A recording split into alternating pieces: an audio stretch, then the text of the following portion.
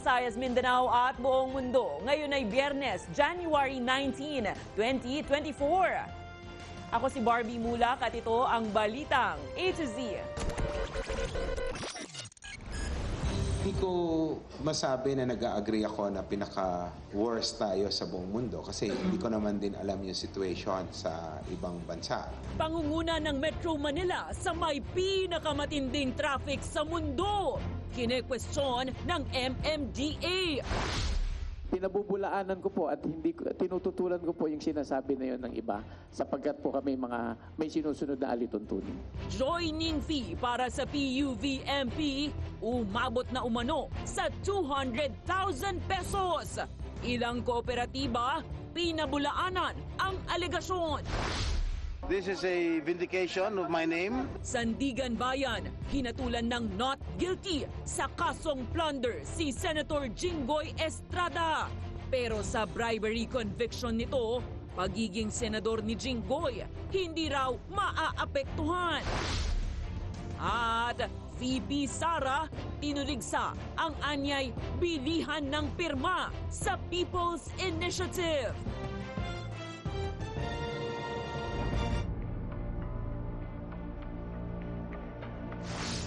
Magandang gabi, pambungad sa ating newscast. Hindi maitanggi ng MMDA na talagang traffic sa Metro Manila. Gayunpaman, kine-question nito ang paraan ng isang independent navigation platform na nagsabing ang Metro Manila ang may pinakamalalang traffic sa buong mundo. May opinion naman ng isang think tank kung paano maiibsan ang lumalalang problemang ito. May balitang A to Z si Ace Cruz. Kine-question ng Metro Manila Development Authority ang report ng navigation platform na TomTom matapos itong pangalanan ang Metro Manila bilang may pinakamalalang traffic sa buong mundo. Base kasi sa pag-aaral ng Dutch Multinational Company, para makausad ng 10 kilometro, aabuti ng mga motorista sa National Capital Region ng halos 25.5 minuto. Gate na MMDA Chairman Romando Artes, bagamat aminado siyang matraffic nga sa NCR, questionable naman umano ang methodology o yung paraan ng pag-aaral para masabing worst traffic ang rehiyon. Hindi ko masabi na nag-agree ako na pinaka-worst tayo sa buong mundo kasi hindi ko naman din alam yung situation sa ibang bansa. Kanina, inisa-isa ni Artes ang dahilan ng heavy gut na traffic sa Kamaynilaan, partikular na sa EDSA. Nariyan ang choke points, kaliwat kanang road repairs, mga pasaway na motorista na nag-illegal parking at kumikipot na daan. Marami po tayong mga karsada na from several lanes ay biglang nagiging 2 lanes. Imagine niyo po ilang lanes yan. Lahat po magsisiksikan dito. Ito lamang po yung daan patuloy sa Metaf papuntang MOA. Ano po ang dahilan nito? Ang sabi po sa Traffic Engineering Center namin, ang original plan po kasi ng MRT, yung dulo daw pong station ay supposedly underground. Pero bigla po siyang napapunta sa taas, kumain ng lane. Nakadagdag pa rito, ang mga bagong biling sasakyan ngayong taon na lagpas 400,000, 30% sa mga ito ang nasa Metro Manila. Ibig sabihin, nitong 2023 pumalo na sa 3.6 milyon ang bilang ng mga dumarang sasakyan sa NCR, bagay na nakakapekto na sa kabuhayan ng ilan. Katulad yan, kumarga ka ng 1,000 na gas, kung aabutin siya ng alas 2 ng hapon, ayun na lang. Katulad ng karga ka ng 1,000, kumita ka ng 2,000 or 2,500. Magdagdag ka pa ng another 1,000, habulin mo uli siya para kumita ka uli ng 2,500. Hindi na po mangyari kasi traffic na po sa hapon. Tapos pagod ka na sa gabi, kinabukasan magpapahinga ka na. Kasabay niyan, mas pinagting parang strike force ng MMDA ang ginagawang paninita lalo't dagdag pabigat na sa traffic ang pagpapasaway ng mga motorista. For example, going up the tunnel and going down the tunnel, ang nangyayari po kasi dyan, nagkakasiksikan, nagkakaroon ng imbudo doon sa dulo. So, isa sa mga solutions din dyan, discipline. Nag-a-add po kasi ng traffic yung mga motorista na sasagarin hanggang dulo. Saka sila biglang papasok or biglang lalabas. So, nagkakaroon tayo ng delay. Pero para sa InfraWatch, dapat tumutok ang pamahalaan sa pagsasaayos ng pampublikong mass transportation para mabawasan ang mga dekotse sa daan. Very important ho talaga dito yung pagpapaganda ho talaga ng commuter experience. At alam po ninyo, magagawa lang ho talaga yan kung may imagine ng atin pong mga traffic or transport bureaucrats yung totoong kalagayan po ng mga mananakay ho nila. So ibig sabihin, ano ho yung pinagdadaan ng kalbaryo ng mga naninirahan sa Cavite pero namamasukan halimbawa sa Ortigas, no? Kinalampag din ito ang Korte Suprema ukol sa nakabinbing pa ring temporary restraining order sa no contact apprehension, bagay na sinigundahan naman ng MMDA. Kasi yan din ho yung makakapagtakda para ho talaga medyo matakot po yung mga motorista na biyahe halimbawa sa mga prohibited lanes katulad ng EDSA busway. Pangalawa, yung pong papatakbo habang coding, no?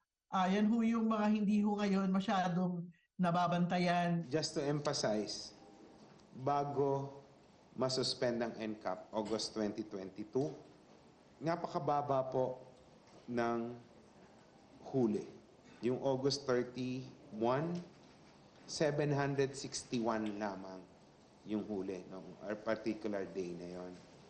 Nag-jump yan immediately after ng suspension ng NCAP to 22,000. Nakatakdang pulungin ng MMDA ang traffic management heads ng bawat LGU para makagawa ng konkretong solusyon para masaayos ang trapiko SEDSA at iba't ibang mga inner road. Para sa Balitang A to Z, Ace Cruz.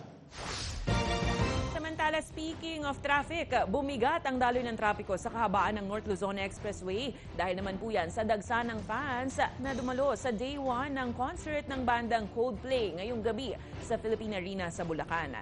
Sa pagtataya ng expressway, aabot sa 6,000 na mga motorista ang nadaragdag sa karaniwang 30,000 na motoristang dumaraan sa NLEX tuwing Biyernes hanggang weekend. Kaya't apela ng NLEX sa mga motorista hanggat maaari huwag makisabay sa dagsa ng fans na manonood ng concert at iba pang events sa Phil Arena. Gayunpaman, tiniyak pa rin ng NLEX na nadagdag naman ito ng mga tauhan para magmando ng trapiko. Nagdadagdag naman po kami ng mga personnel na naka-deploy from patrol to toll teller, security and incident response teams. Even yung identified cross lanes po dito sa Balintawak, normally from 3 lanes, ginagawang 5 lanes po. And also, we deployed po yung dedicated traffic management team po para dito sa Ciudad de Victoria. Pinabulaanan ng mga kooperatibang lumahok sa PUV Modernization Program ang isyu ng malaking singil sa membership fee sa mga driver at operator na umaabot raw sa 200,000 piso. Samantala, LTFRB nakahanda na sa inaasahang mga kilos protesta at transisyon sa katapusan ng buwan. May balitang A to Z si Kim Salinas. Pinabubulaanan ko po at tinututulan ko po yung sinasabi na yun ng iba sapagkat po kami may sinusunod na alituntunin. Pinabulaanan ng ilang transport cooperative ang umuugo ngayong aligasyon ng umano'y mapagsamantalang paniningil ng joining fee. Yan ay sa harap ng pagkukumahog ng mga tsuper at operator na mag-consolidate sa mga co-op bago ang January 31 deadline ng modernization program. May nagpaparatang raw kasi na umaabot raw ito ng 200,000 pesos. Sa amin po, 2,000 pesos po as per bylaws po ang membership fee. Tapos po, meron po mga saping puhunan like yung first capital, yung paid up capital kung tawagin na 15,000. Paliwanag ng chairman ng Sandigan Transport Cooperative, baka nalito ang mga tsuper at operator sa kanilang binayaran. Posible rin daw na nakasama rito ang kanilang mga penalty sa Land Transportation and Franchising Regulatory Board. Kailangan kasing malinis ang record ng may mga individual na prangkisa bago makasali sa co-op. Napapabayaan po nila yung obligasyon nila sa LTFRB like yung mga annual reportorial po. Baka po kasi sinasabi nilang part pa rin ng obligations nila as parang membership fee yung mga penalties nilang na-incur during nung kanilang individual operations pa. Samantala, muling naninindigan ng LTFRB na wala ng pagpapalawig pa ng consolidation deadline. Una na rin itong nilinaw na ang inaasikaso nilang papeles ngayong Enero ay yung mga humabol sa last day noong pagtatapos ng 2023. Ang deadline po namin ng consolidation is December 31, 2023. Wala na pong extension yung aming deadline. habang nakahanda na rin ang ahensya sa inaasahang kilos protesta ng ilang mga transport group na kontramodernisasyon sa araw ng deadline. Kinausap na po namin ang law enforcement ng LTO, MMDA at ng PNP to maintain peace and order during the transition period from January 31 up to February po para masigurado ho natin na wala pong marahas na mangyayari sa daan. Kumpiyansa rin ng LTFRB na hindi maaapektuhan ang riding public kapag hindi na pinayagang makapamasada ang hindi sumama sa consolidation sa Pebrero. Maiikling biyahe lang naman raw ang nasa 300 ruta na mananatiling hindi consolidated sa Metro Manila. In Metro Manila po, kung nakikita natin yung datos ngayon, ang rate po ng consolidation is 97%.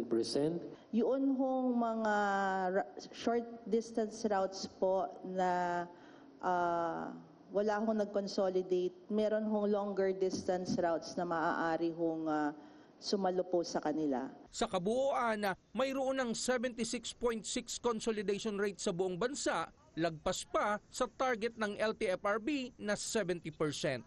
Gayunpaman, tuloy-tuloy na rin ang kanilang koordinasyon ng ahensya sa mga local government unit para sumalo sa mga posibleng maipit na mga commuter. Nakahanda ho tayo na tulungan sakali lang ho na meron ho mga ma-stranded na pasahero sa February ay meron hong nakaabang na either katabi hong consolidated entity sa rota. Sa kabila ng deadline, iginiit ng LTFRB at Office of the Transportation Cooperatives na nananatili silang bukas upang tumugon sa mga hinaing ng mga driver at operator. Para sa Balitang A to Z, Kim Salinas. Kasabay ng ika-5 anibersaryo ng paglulunsad ng Manila Bay Rehabilitation Program, nagkilos protesta ang grupong pamalakaya sa tanggapan ng Environment Department dahil sa anilay palpak na implementasyon ng programa. Ayon kay pamalakaya National Chairperson Fernando Hicap, dapat managot ang DENR dahil sa pananahimik nito sa kabila ng inihahaing reklamo laban sa higit 20 reclamation projects sa Manila Bay. Sinabi rin ni Hicap na labis na naapektuhan ang hanap buhay ng mga mangingisda dahil sakop ng mga naturang proyekto ang pangunahing lugar kung saan maraming mga isda. Nanindigan naman ang grupo na patuloy nilang isusulong ang kanilang karapatan sa pangingisda at mananatili ang kanilang pagtutol sa reclamation project sa Manila Bay at sa buong bansa. Hindi totoong rehabilitation ang ginawa nila, kundi sa loob ng 5 taon, na-complete nila na totally talaga isirain na, wasakin na yung mayamang pangisdaan. No? Kasi hindi naman rehabilitation kanilang ginawa, kundi yung reclamation and seabed dredging.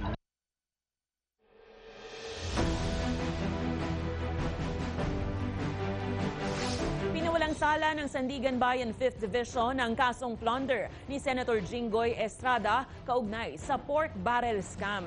Hinatulan namang guilty sa kasong bribery at indirect bribery si Jinggoy na may parusang pagkakakulong. Aabot sa 9 na taon ang pagkakakulong para sa direct bribery, 3 hanggang 2 taon naman para sa indirect. Gayunpaman, nilinaw ng liderato ng Senado na mananatili pa ring mambabata si Estrada sa kabila ng bribery conviction dahil maaari pang iapela ang naturang desisyon. Magugunita ang nasasangkot si Estrada sa paggasta sa Priority Development Assistance Fund o PDAF na iniugnay naman kay Janet Lim Napoles. I did not receive any money. That's why I would like to thank the magistrates of the Sandigan Bayan that after 1 decade my case has already been resolved. It took almost 10 years, sir. It took almost 10 years, but still I'm very, very thankful. Sa kaugnay na balita, maghahain naman ng motion for reconsideration ng kampo ni Janet Lim Napoles kaugnay sa desisyon ng Sandigan Bayan na hatulan ng 5 counts ng corruption of public official. Nasa 8 hanggang 10 taong pagkakakulong at pinagmumulta ng mahigit 29 milyong piso si Napoles. Napawalang bisa naman ang kasong plunder ni Janet Lim Napoles kaugnay sa PDAF scam. Sa iba pang balita, inaasahang makatutulong bumuo ng trabaho para sa 6,200 na individual ang petrochemical industry sa Batangas City. Sa pangunguna ni Pangulong Ferdinand Bongbong Marcos Jr., pinasinayaan ang pinalawak na manufacturing facility ng JG Summit Olefins Corporation, ang una at nag-iisang naphtha cracker plant sa bansa. Itinuturing ito ng Pangulo bilang resulta ng magandang polisiya na makapaghihikayat ng pamumuhunan at oportunidad para sa mga Pilipino. It is an upstream industry that feeds many enterprises and supplies many other manufacturing concerns. It is amongst the linchpins of our industrialization, a vital link in moving up the value chain and guarantees the supply of a critical production ingredient.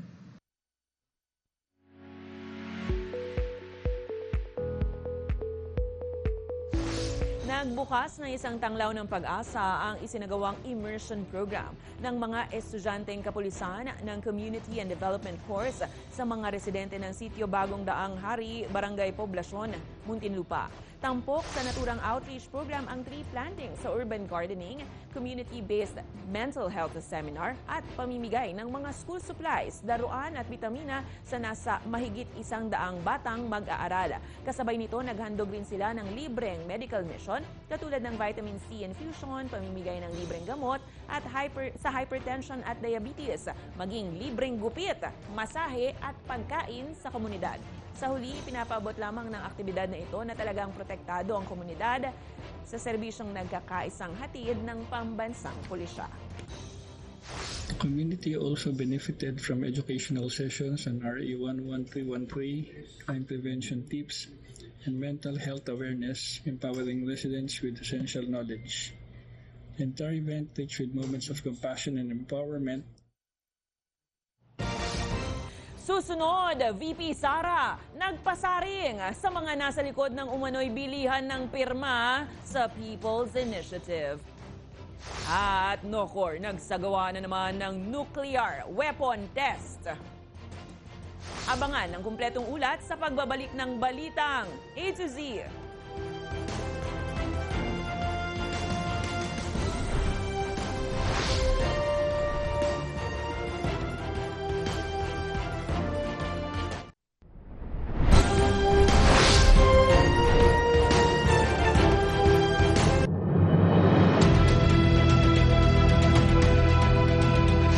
Naglabas ng maanghang na pasaring si Vice President Inday Sara Duterte laban sa anya ang pilihan ng pirma para sa People's Initiative na umano'y laganap sa Davao City at sa buong Pinas. Habang COMELEC, posible raw mahinto voters registration sakaling kailanganing magno ng plebisito. May balitang A to Z, si Iya Aghanoy.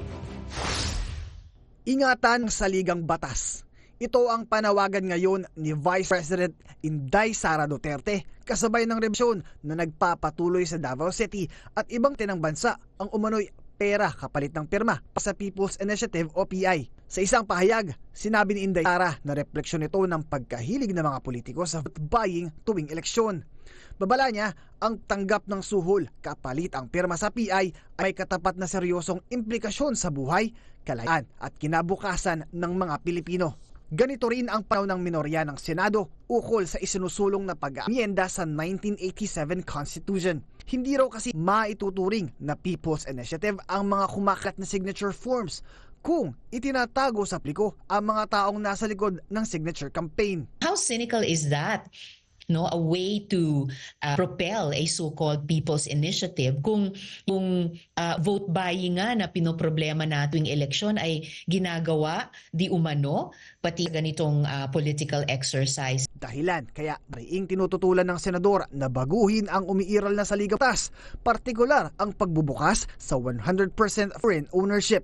Even now, the resolution of both houses filed in the Senate, with all due respect to my colleagues, in the first place, hindi kailangan na lalong paluwagin, i-liberalize yung economic provisions ng Constitution.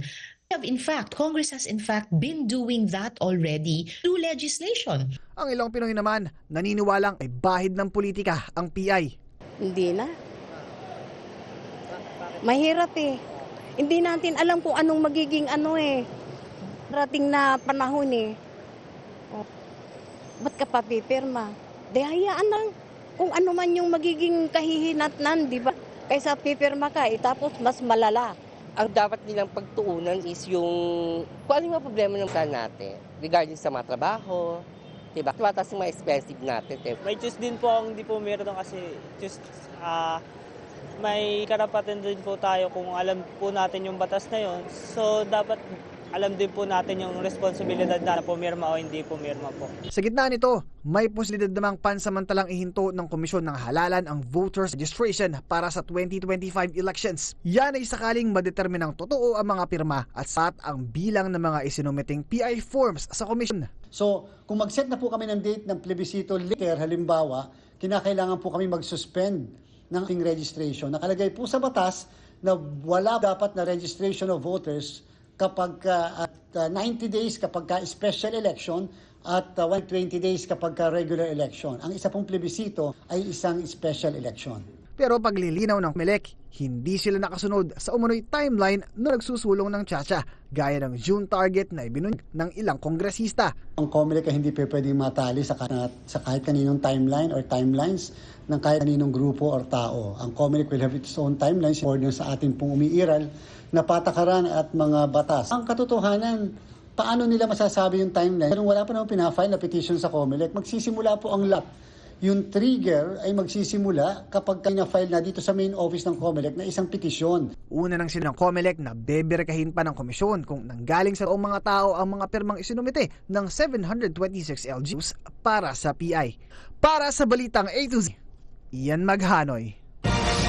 Sakado naman ng dating Finance Secretary Gary Teves ang pagre-repso sa 1987 Constitution para mapayagan ng mga yaga na magmay-ari ng lupain sa Pilipinas.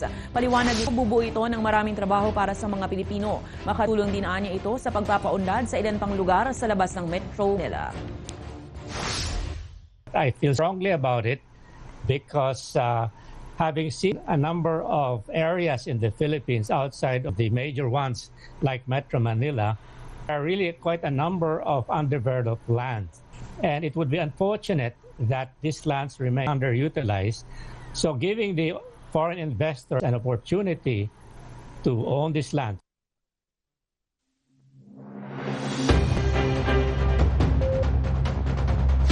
Nahinto ni Agriculture Secretary Francisco Tiulawel ang pag-aangkat ng sibuyas hanggang Mayo. Ayon sa kanya, may sapat pang supply ng sibuyas sa bansa at iniiwan din ng ahensya na magkaroon ng oversupply na nagresulta ng pagbagsak ng presyo sa merkado. Samantala, dagdag pa nito dahil sa pagdami ng supply ng sibuyas, bumababa ang presyo nito sa farm gate na abot ang sa 50 hanggang 70 pesos kada kilo.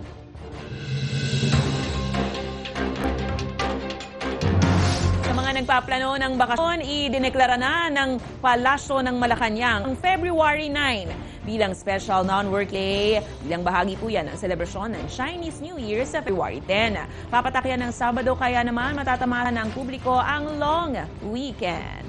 Samantala, system down ng website ng Philippine Charity Sweepstakes Fest kaya pansamantala itong hindi ma-access ng publiko. Paliwanag ng PCSO, isinailalim kasi ito sa routine maintenance.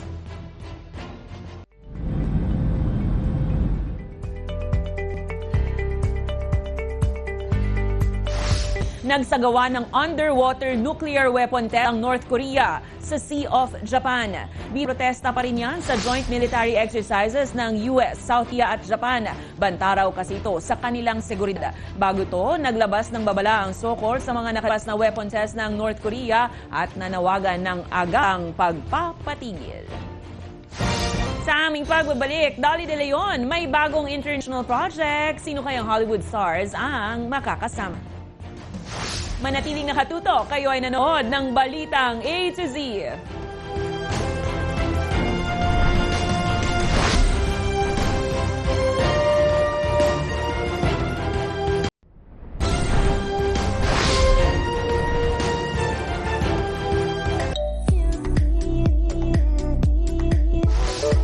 Global actress na si Dolly De Leon may bagong proyekto kasama ang Australian-American Hollywood actress na si Nicole Kidman. Para yan sa ikalawang season ng 9 Perfect Stranger, isang American drama TV series na gumugulong na ang filming ngayon sa Germany. Matatandaang tumakta ang role ni Dolly na naging blockbuster hit sa A Very Good Girl kasama naman si Catherine Bernardo. Nagsimula nang nagbukas ang maraming oportunidad kay Dolly sa international scene nang masama ito sa satirical black comedy film na Triangle of Sadness noong 2022.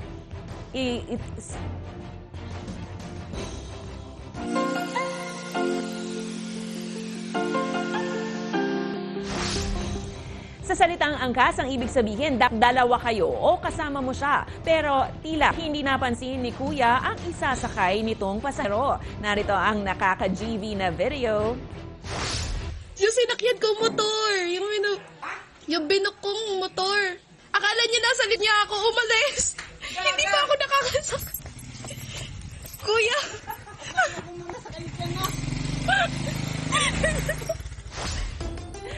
Kung kayo may kwentong kakaiba, ang kwento ng pag-ibig o storya na inspirasyon at pag-asa, maaari nitong ipagi. Sumali sa ating Facebook group na Balitang A to Z, panoorin ang replay ng ating programa at sundan ang ating social media pages.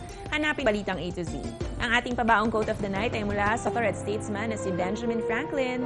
Sabi niya, ang lumipas na oras ay hindi na maibabalik pa. At yan ang mga balita at impormasyon, mga kwentong may daang inspirasyon na tinutukan ng Balitang A to Z. Ako si Barbie Mulak. Maging maalam, makialam. Gandang gabi sa iyo, Pilipinas. Happy weekend!